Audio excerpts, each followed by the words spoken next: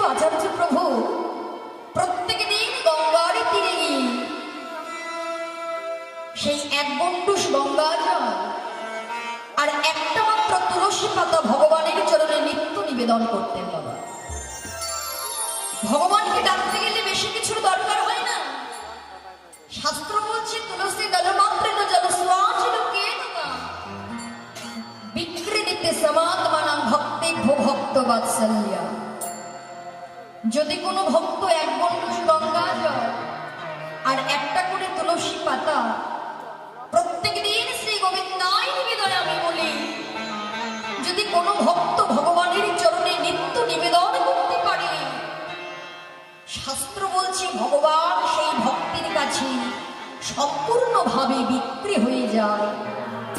ভগবান সেই ভক্তের কাছে রেডি হয়ে যায় যে সেই জন্মের মতো ভগবান সেই ভক্তের চরণের দাস হয়ে যায়।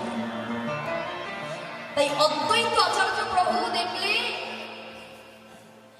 যে ভগবানকে নামানোর জন্য আমাকে এই আরাধনাই করতে হবে, তাই অদ্বৈত আচার্য প্রভু প্রত্যেক দিন ভগবানকে আরাধনা করতেন আর বলতেন, হে দয়াময়, তোমাকে কলিযুগে নামতে হবে,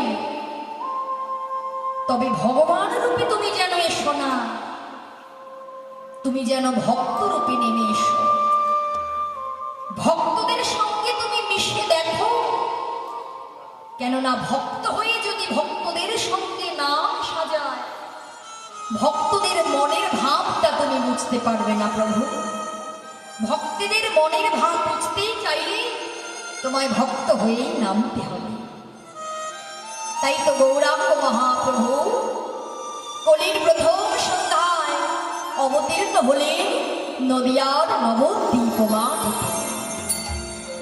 আর অবতীর্ণ হলেন প্রভু, বেশিরভাগ সময় মহাপ্রভু কি করতেন বাবা? শ্রীবাস লীলার মাঝে হরিনাম সংকীর্তনে বিভোর হয়ে থাকতেন।